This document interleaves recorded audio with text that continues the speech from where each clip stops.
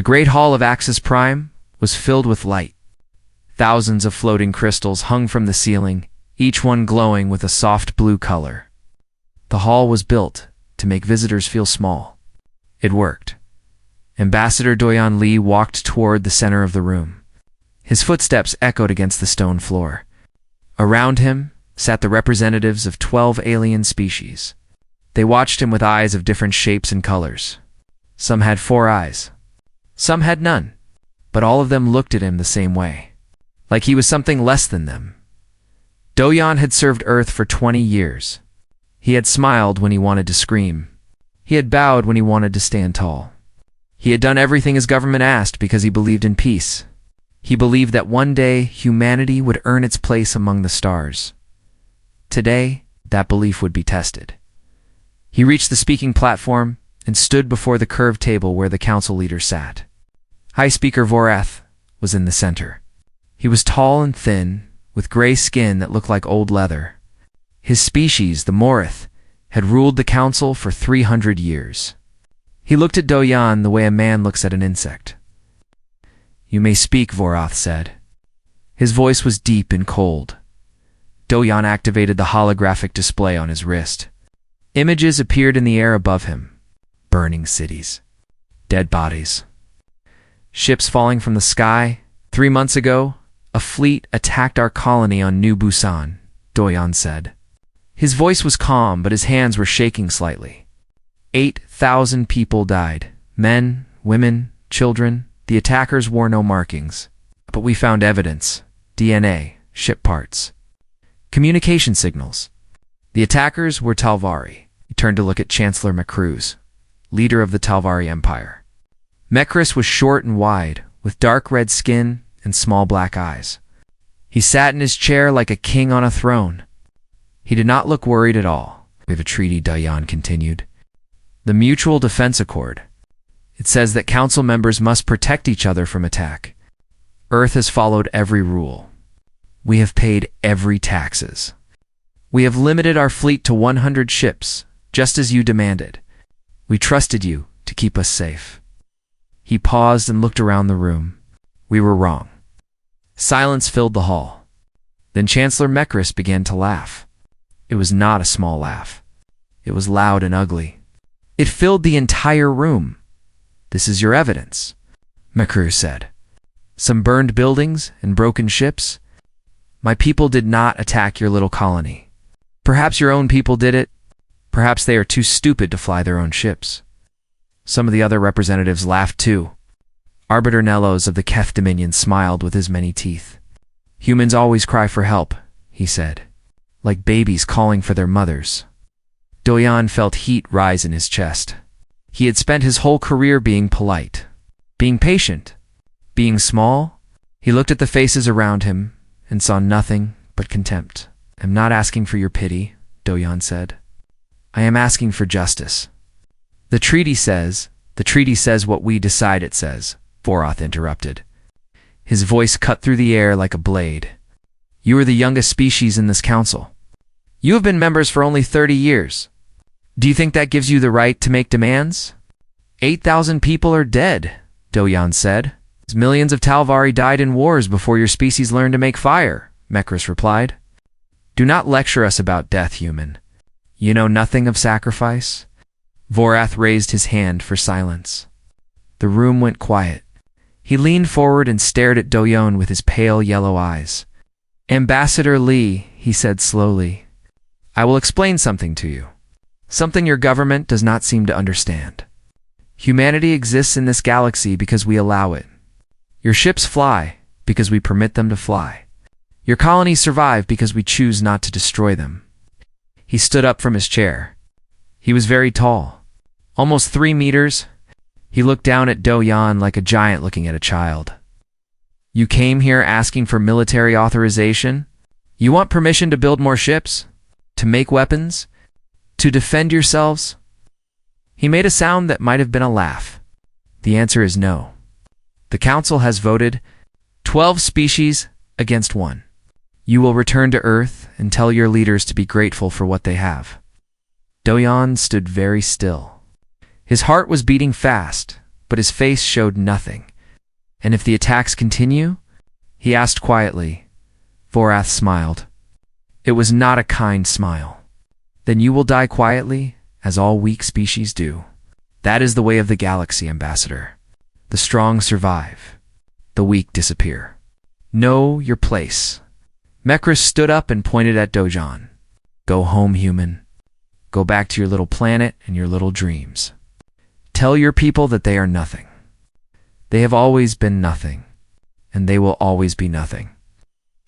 The hall erupted in laughter. 12 species, laughing at one man. Laughing at his planet. Laughing at everything humanity had tried to build. Dojon looked at them all. He memorized every face, every smile, every mocking eye. Then he did something that surprised them. He bowed, low and respectful, just as he had done 1,000 times before. "Thank you for your time," he said softly. He turned and walked toward the exit. His footsteps were the only sound in the sudden silence. The representatives watched him go, confused by his calm reaction. When the doors closed behind him, Dojon stopped walking. He stood alone in the empty corridor. For a long moment, he did not move. Then he reached into his pocket and pulled out a small communication device. He typed 5 words and sent them. "To Earth, the stars have turned cold." Then he walked to his ship and left Axis Prime forever. Behind him, the council returned to their business, already forgetting the human who had stood before them. They did not know that they had just made the worst mistake in galactic history. President Unikim read the message 3 times. 5 words that changed everything. She sat alone in her office, high above the city of Seoul. Through the window, she could see millions of lights, millions of lives, all of them trusting her to keep them safe. She pressed a button on her desk. "Call the cabinet. Emergency session. Now." 2 hours later, she stood before the leaders of Earth. Military, commanders, scientists, politicians. They filled the underground chamber beneath the presidential palace. They all looked worried. They all looked afraid. "The council has rejected our request," Eunice said. Her voice was steady, but her eyes were hard. They laughed at Ambassador Lee. They told him that humanity exists only because they allow it. They said we are nothing. Silence filled the room. General Taiho Park, the supreme commander of Earth's military, stepped forward. He was 60 years old, with gray hair and a face like carved stone. He had fought in 3 wars before humanity reached the stars.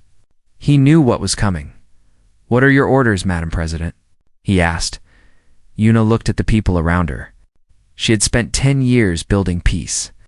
10 years signing treaties. 10 years teaching humanity to be patient. All of it was about to end. "Executive Order 7741, she said quietly. "We withdraw from everything. Every treaty, every accord, every agreement. Starting now." The room erupted in noise. People shouted questions. Some shouted protests. Yuna raised her hand, and they fell silent. "I know what you're thinking," she said. "You're thinking about the trade routes, the protection agreements, the technology exchanges. You're thinking about what we'll lose?" She paused. "But I'm thinking about what we already lost. 8,000 people on New Busan, and the council told us their lives don't matter." She walked to the center of the room. "For 30 years, we played by their rules. We kept our fleet small. We stopped building weapons. We trusted them to protect us. And what did we get? Dead colonists and mockery." Dr. Hannah Chen stood up from her seat. She was small and quiet, with glasses that made her look younger than her 50 years. She had led Earth's secret research program since the beginning. She knew things that most people in this room did not know. "Madame President," Hannah said, "if you give the order, we're ready." Yuna nodded. "Show them." Hannah pressed a button on her tablet. The main screen lit up with images that made everyone in the room stop breathing. Ships. Thousands of ships. Warships bigger than anything the galaxy had ever seen. Weapons that could crack planets. Technology that made the Council's best equipment look like children's toys. "Operation Forge," Hannah said. "We started it 30 years ago, the same day we signed the first treaty. The Council told us to limit our fleet to 100 ships. So we built 100 ships that they could see, and 2,000 ships that they could not. General Taiho walked closer to the screen. His eyes were wide. In all his years of service, he had never seen anything like this. Where? He asked. Where did you hide all of this? Everywhere, Hannah replied. Underground on Mars, inside the moons of Jupiter, deep beneath Titan's ice. We built shipyards in places no one would ever look. We recruited scientists who the Council thought were dead. We developed weapons in laboratories that officially do not exist. Yuna stepped forward. The Council thinks we spent 30 years being weak. They think we wasted our time begging for scraps. They're wrong. We spent 30 years preparing for the day they showed us who they really are. She turned to face the room. That day has come. Within 6 hours, Earth went dark. Communication channels closed. Trade routes emptied. Human diplomats disappeared from every station in the galaxy. The Council noticed, but they did not worry. High Speaker Voroth told his advisors that humanity was throwing a tantrum. Chancellor Macrus made jokes at dinner parties. The humans have locked themselves in their room, he said. Let them cry. They will come crawling back when they get hungry. But the days passed, and humanity did not come back. Weeks passed. Still nothing. The silence grew deeper and deeper. Some council members began to feel uneasy. Something was wrong. But they pushed the feeling away. Humanity was weak. Everyone knew that. On Titan, in a shipyard buried beneath 3 kilometers of ice. Admiral Taiho Park walked through the massive docking bay. The ceiling stretched so high he could barely see it. The floor stretched so far he could not see the end. And everywhere he looked, there were ships. Beautiful ships. Deadly ships. Ships that moved faster than light. Ships with weapons that could burn through any shield. Ships that carried fighters and bombers and soldiers, an entire navy, hidden from the galaxy for 30 years. Captain Minho Choi walked beside him. He was young and eager, one of the best tactical officers Earth had ever produced. He had trained his whole life for a war that everyone said would never come. Sir Minho said, "Are we really doing this?" Taiho stopped walking. He looked at the ships around him. Each one represented years of work, years of sacrifice, years of secrets. They laughed at us, Taiho said quietly. They told us we were nothing. They killed our people and called it acceptable losses. He turned to face Minho. What do you think? Minho's jaw tightened.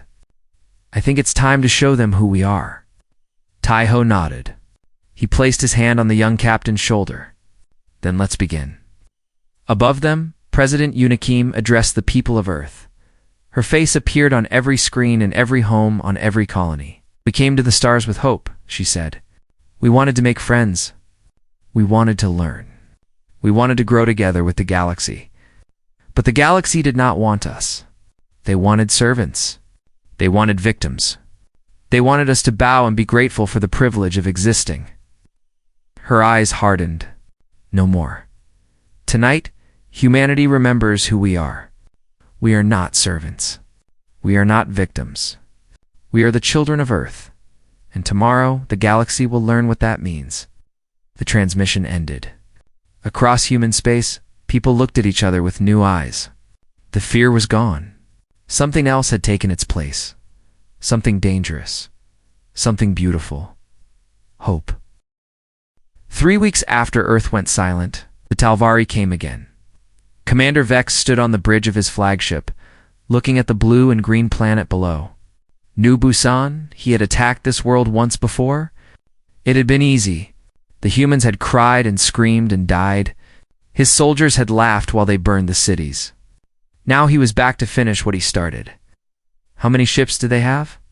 Vex asked his officer. Scanners show 12 patrol vessels. Commander. Old models. Weak weapons. No threat. Vex smiled with his many teeth. The Council had told humanity to stay small. Humanity had obeyed like good little pets. Now, they would pay for their obedience with their lives. All ships, begin the attack, Vex ordered. Kill everyone. Leave nothing standing. 40 Talvari warships moved toward the planet, their weapons charged with deadly energy, their crews prepared for slaughter. This would be easy. This would be fun. Then something strange happened. A light appeared behind the planet's largest moon. Then another light. Then 100 lights. Then 300. The lights grew brighter and brighter until the darkness of space itself seemed to burn. Vex's smile disappeared. What is that? His officer's hands were shaking. Commander, I'm reading 300 human warships. No. 320. They came from nowhere. They were not there before. From behind the moon came the largest ship Vex had ever seen. It was black and silver, shaped like a blade, made for cutting through stars.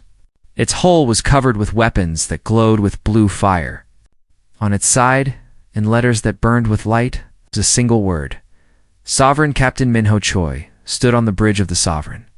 Around him, officers worked at their stations with quiet efficiency. No one was afraid. They had trained for this moment their entire lives. Open a channel to the Talvari fleet, Minho said. The communication officer nodded. Channel open, Captain. Minho looked at the screen showing Commander Vex's face. The Talvari commander looked confused. He looked scared. Good, Commander Vex, Minho said calmly. 3 months ago, you attacked this world. You killed 8,000 innocent people. Today, you will answer for that crime. Tried to look brave. You dare threaten me? I have 40 warships. You cannot— I'm not threatening you, Minho interrupted. I'm telling you what is going to happen. You have 30 seconds to surrender. After that, we will destroy your entire fleet. This is your only warning, Vex laughed, but the sound was hollow. You're bluffing. Humans don't have ships like this. The treaties are dead, Minho said. And in 20 seconds, so are you. Vex looked at his officers. They looked back at him with terror in their eyes. The human fleet was moving into attack position. 300 ships against 40. Weapons that burned brighter than anything the Talvari had ever seen. Commander, his officer whispered, we should retreat. Vex's pride was stronger than his fear. Never. All ships, open fire. Minho watched the Talvari weapons light up the darkness. Missiles and energy beams flew toward the human fleet. For a moment, space was filled with deadly fire. Then the human shields activated. Every attack hit the shields and disappeared. Not deflected. Not absorbed. Disappeared, like throwing stones at the ocean. The Talvari weapons did nothing at all. Minho nodded to his weapons officer. Return fire. What happened next was not a battle. It was an execution. The Sovereign's main weapon fired a beam of pure white light. It cut through Vex's flagship like a knife through paper. The ship exploded in a ball of fire that lasted less than a second. Then the other human ships opened fire. Blue beams and golden missiles filled the space between the fleets. Talvari ships died one after another. Some tried to run. Human ships were faster. Some tried to surrender. Minho had given them their chance. They had refused. No second chances. 11 minutes after the battle began, it was over. 40 Talvari warships were gone, reduced to dust and memory. Not a single human ship had been scratched. Minho stood in silence for a long moment. He thought about New Busan. He thought about the 8,000 people who had died screaming while the galaxy laughed. He thought about the children who would never grow up. Send a message to the Talvari homeworld, he said finally. Tell them this. This is humanity's first reply. The message was sent. The galaxy heard it. And the galaxy was afraid. Across human space, similar scenes played out. Colony worlds that had seemed defenseless suddenly revealed massive orbital platforms. Hidden fleets emerged from asteroid belts and gas giants. Trade stations that humanity had abandoned were now armed fortresses. The weak, quiet humans were gone. In their place stood something new. Something powerful. Something that the galaxy had never seen before. On Axis Prime, High Speaker Vorath called an emergency meeting of the council. Representatives rushed to the Great Hall, their faces pale with shock. The crystals on the ceiling seemed dimmer than before. The room that had felt so powerful now felt small and cold. How is this possible? Arbiter Nellos demanded. They were supposed to have 100 ships. 100. Where did they get thousands? Chancellor Mechorus was silent. His red skin had turned pale. He had sent his fleet to die. He had thought it would be easy. He had been wrong. Vorath stood at the head of the table. For the first time in 300 years, his hands were shaking. "We need to respond," he said. "We need to show them that the council is still in control." A representative shouted. "They destroyed 40 ships in 11 minutes. They didn't lose a single vessel. How do we fight something like that?" Vorath had no answer. He looked around the room at the faces of the most powerful beings in the galaxy. They all looked the same way now. They looked like prey. On Earth, President Yuna Kim received the battle report. She read it twice, then set it down on her desk. Admiral Taiho Park stood before her, waiting. 11 minutes, she said softly.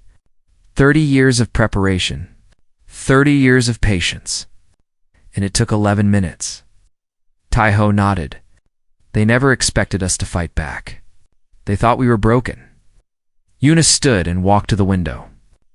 Outside, the sun was setting over Seoul. The sky was painted with red and gold. It was beautiful. It was peaceful. It would not last. "This is only the beginning," she said. "They will come for us now. All of them." "Let them come," Taiho replied. "We're ready." Yuna turned to face him. Her eyes were sad but determined. "I wanted peace, Taiho. I really did.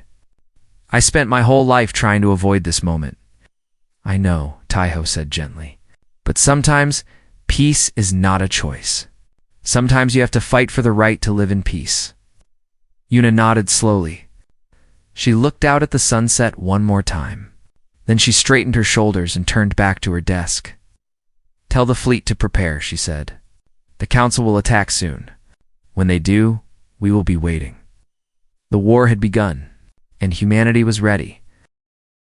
The Galactic Council issued its declaration on the morning of the 14th day. Every station, every planet, every ship in the known galaxy received the same message.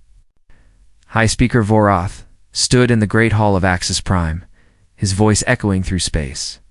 "The human species has violated every treaty it signed," Vorath announced. "They have built illegal weapons. They have constructed forbidden ships. They have murdered Talvar soldiers in an unprovoked attack. The Council hereby demands that Earth immediately disarm its illegal fleet and submit to full Council oversight. Failure to comply will result in military action." The message ended. The galaxy waited for Earth's response. It came 3 hours later, but it did not come from diplomats or politicians. It came from Admiral Taiho Park, standing on the bridge of the Sovereign. His face appeared on every screen that had shown Vorath's message. His voice was calm and clear. "For 30 years you told us to be patient," Taiho said. "You told us the treaties would protect us. You promised that if we stayed small, if we stayed quiet, if we obeyed your rules, we would be safe." He paused. His eyes were hard as stone. "You lied." Transmission showed images behind him. Burned colonies. Dead children. Mass graves. The evidence of 30 years of attacks that the Council had ignored. "You watched our people die," Taiho continued. "You called it acceptable losses. You laughed when we begged for help. You told us that we existed only because you allowed it." He leaned forward slightly. "We are done asking for permission to exist. We are done begging for scraps from your table. We are done being your victims." His voice dropped lower, harder. "You want our ships? Come and take them. You want our weapons? Come and face them. You think we are weak? You think we are afraid?" He smiled. It was not a kind smile. "We are humanity, and we are done being quiet." The transmission ended. The galaxy fell silent. Then the Council acted.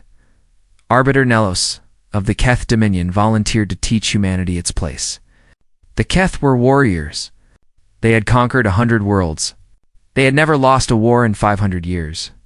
They were not afraid of some upstart species with new toys. Nellos gathered the largest fleet the galaxy had seen in generations. 500 warships. The pride of the Keth Dominion. The terror of 1,000 planets. They would surround Earth's solar system and choke humanity until it surrendered or died. The fleet traveled for 6 days. When they finally arrived at the edge of human space, Nellos stood on his command ship and smiled. Victory was certain. Humanity would kneel or burn. Then his sensors lit up with warnings. "What is that?" Nellos demanded. His officers stared at their screens in disbelief. The entire solar system was surrounded by a wall of light. Thousands of platforms floated in a perfect sphere around the sun. Each platform was covered with weapons. Each weapon was pointed outward, waiting. "It's a defensive network," an officer whispered. "But this is impossible. Nothing this large has ever been built. It would take centuries to construct something like this." Nellos felt the first hint of fear in his chest. He pushed it down. He was Keth. He did not know fear. "It doesn't matter how many platforms they have," he growled. "We have 500 warships. Attack." The Keth fleet moved forward. Their weapons fired at the distant platforms. Energy beams and missiles flew across the darkness of space. Then project. Aegis activated. Dr. Hannah Chen had spent 20 years building this system. It was her masterpiece. Her legacy. Every platform was connected to every other platform through quantum links that worked faster than light. They did not think. They did not hesitate. They simply acted as one perfect machine. The human platforms moved. Not slowly, like the massive structures they appeared to be. They moved like dancers.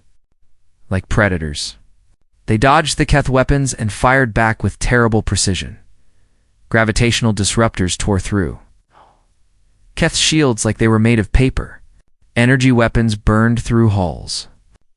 Missiles that could not be stopped found their targets again and again. Nellos watched his fleet die.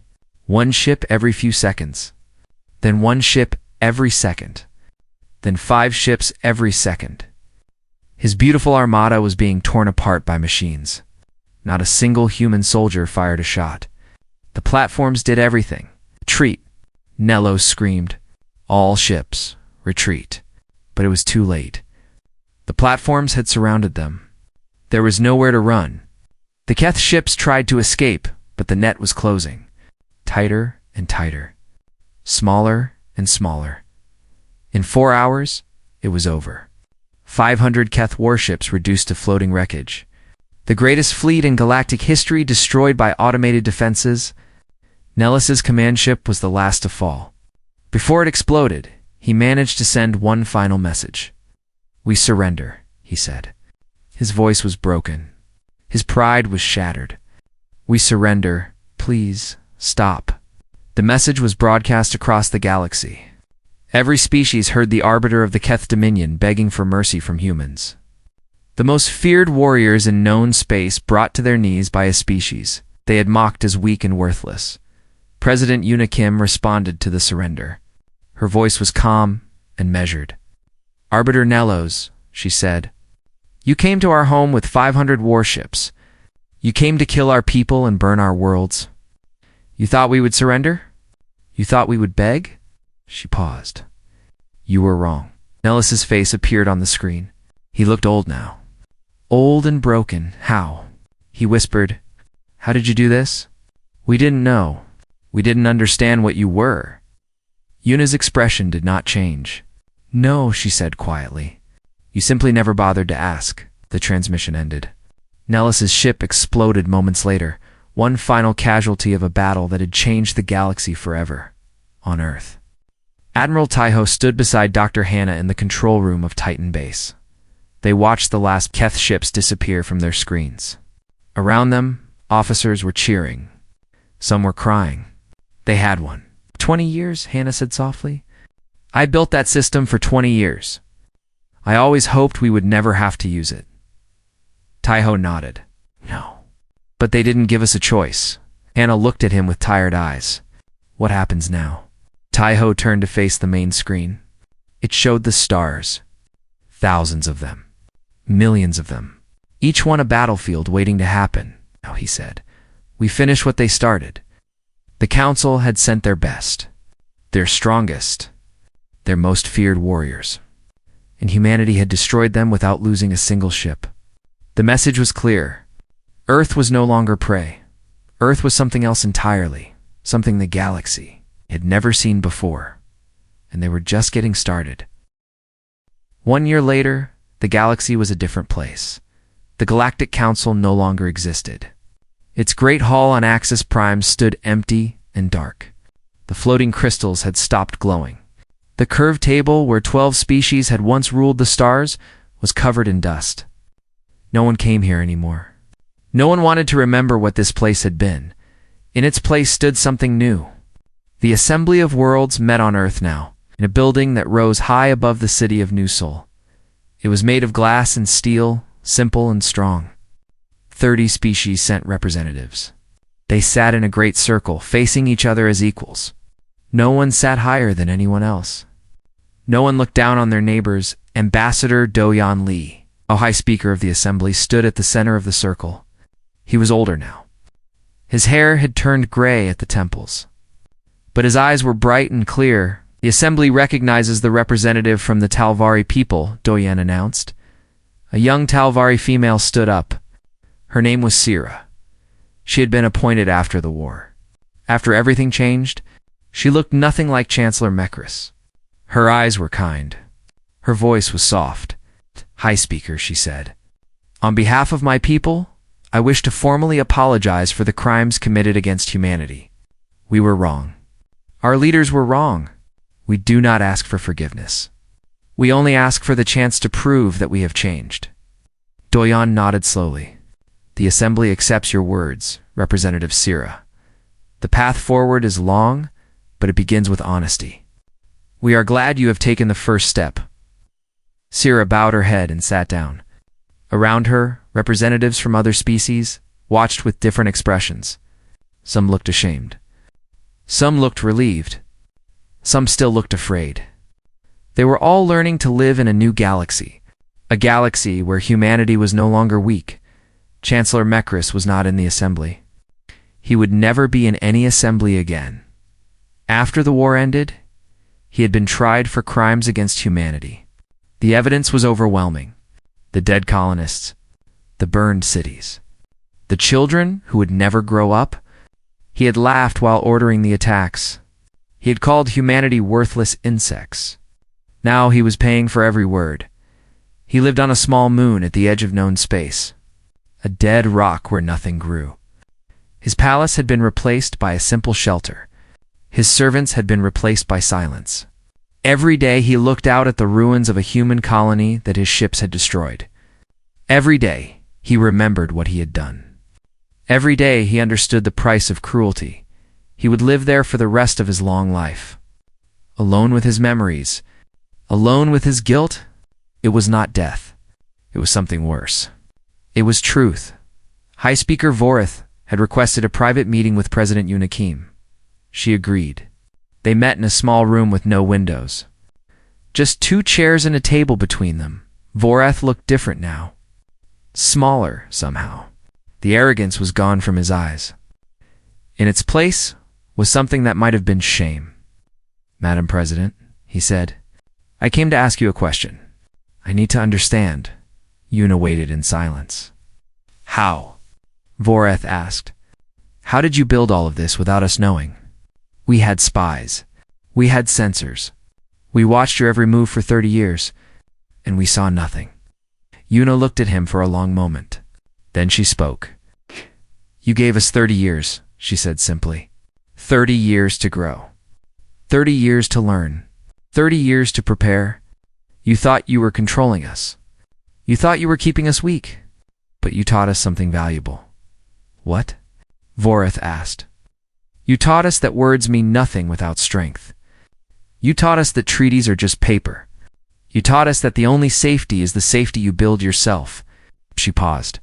And you assumed that because we were quiet, we were weak. That was your mistake. Vorith closed his eyes. We were fools. Yes, Yuna agreed. You were. But you don't have to stay fools. The assembly is open to all species, even yours. The galaxy can be different now. Better. But only if we all choose to make it better. Vorath opened his eyes. They were wet. Why? He whispered. Why would you offer us anything? After everything we did? Una stood up and walked to the door. She stopped with her hand on the handle. "'Cause we are human," she said. "And humans believe in second chances. We believe that people can change. We believe that tomorrow can be better than yesterday." She looked back at him. "We could have destroyed you all. We had the power. But power without mercy is just cruelty. And we are not cruel." She opened the door. "Go home, Vorath. Tell your people that the war is over. Tell them that Earth offers peace. Real peace. Built on respect instead of fear." Then she was gone. Vorath sat alone in the empty room for a long time, thinking about everything he had lost, thinking about everything he had learned. Admiral Taiho Park retired from active service on a quiet morning in spring. He stood on the observation deck of Titan Base, looking out at the stars. Captain Minho stood beside him. Sir Minho said, "Do you ever regret it? The war?" Taiho was silent for a moment. He thought about the battles, the bodies, the burning ships. He thought about the enemies he had killed and the friends he had lost. "They had 1,000 years to build their empires," he said finally. 1,000 years to become wise. 1,000 years to learn kindness. Instead, they spent that time believing they were better than everyone else. They built their power on cruelty and fear. He turned to face Minho. "We had 30 years. Just 30 years. And we spent every single day preparing for the moment they proved us right about them. We didn't want war. But when war came, we were ready." Minho nodded slowly. "And now?" Taiho smiled. It was a tired smile, but a real one. "Now we build something different. Something lasting. We show the galaxy that strength doesn't have to mean cruelty. That power doesn't have to mean oppression." He put his hand on Minho's shoulder. "That's your job now, Captain. I'm just an old man. The future belongs to you." High Speaker Do Yanli gave the opening address at the first anniversary of the Assembly of Worlds. Representatives from 30 species stood in silence as he spoke. 1 year ago, humanity was alone. We were mocked. We were attacked. We were told that we did not matter. The old council believed that power gave them the right to decide who lives and who dies. They were wrong. He looked around the room. At former enemies who were becoming allies, at species who had once hated each other, learning to work together. Humanity came to the stars, hoping to find friends. We found teachers instead. They taught us that kindness is not weakness. They taught us that patience is not surrender. They taught us that even the smallest voice can shake the galaxy. His voice grew stronger. We learned our lessons well. And now we will teach what we know. Every voice matters. No species stands alone. And those who mock the powerless will one day answer to them. He raised his hand toward the glass ceiling, toward the stars beyond. This is the new order. Not built on fear. Not built on force. Built on the simple truth that we are all travelers in the same darkness, looking for the same light. The assembly rose to its feet. For the first time in galactic history, 30 species stood together as equals. For the first time, they did not bow to power. They bowed to hope. Side. The sun set over New Sol. The sky burned with red and gold. Children played in the streets below, laughing without fear. Ships flew through the heavens carrying not weapons, but passengers. Teachers and students, builders and dreamers. The galaxy had changed. And at the center of that change stood a small blue planet that had once been told it was nothing. They had been wrong. Humanity was everything.